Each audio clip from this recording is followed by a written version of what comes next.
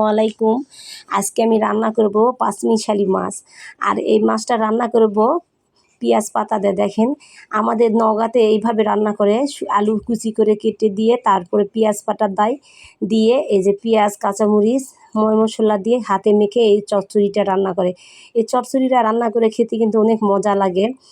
আপনারা রান্না করে খেয়ে দেখতে পারেন এইভাবে পাঁচমিশালি মাছ। আমাদের নওগাঁতে এইভাবে খায়, আমরা খাইছি ছোটোবেলা থেকে। আমার মা অনেক সুন্দর করে রান্না করতো, অনেক মজা লাগতো। আমি এইভাবে রান্না করি।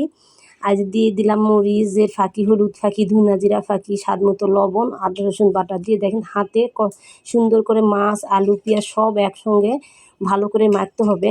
মেখে এই রান্নাটা আমি এখন চুলাতে বসাই দেবো। আর আমি তো আগে তেল দিই না, এটা আপনারা সবাই জানেন। আমি যে হাত ধোয়া অল্প পানি দিলাম, কারণ পাঁচমিশালি মাছগুলো তো অনেক ছোট, বেশি পানি দিলে মাছগুলো গলে যাবে। আর এখন দিয়ে দিলাম তেল। দেওয়ার পরে এই যে আমার ডিপ করা টমেটো ছিল, টমেটো কুচি করে দিলাম, আর দিলাম কুচি করে ধনেপাতা দিয়ে আমি এটা রান্না করব। আর এখন শীতকাল, এই শীতকালে তরকারি যে কোনো সবজি দিয়ে খেতে কিন্তু মাছ অনেক ভালো লাগে। আর আমার এই মাছগুলো খেতে অনেক স্বাদ ছিল, বিলের মাছ। আর আমার রান্নাটা অনেক মজা হয়েছিল। আপনারা এইভাবে রান্না করে খেয়ে দেখতে পারেন, অনেক মজা লাগে। আর আমার ভিডিও ভালো লাগলে আপনারা দেখবেন। আমার দুইটা চ্যানেল, ফেসবুক চ্যানেল আছে, ইউটিউব চ্যানেল আছে।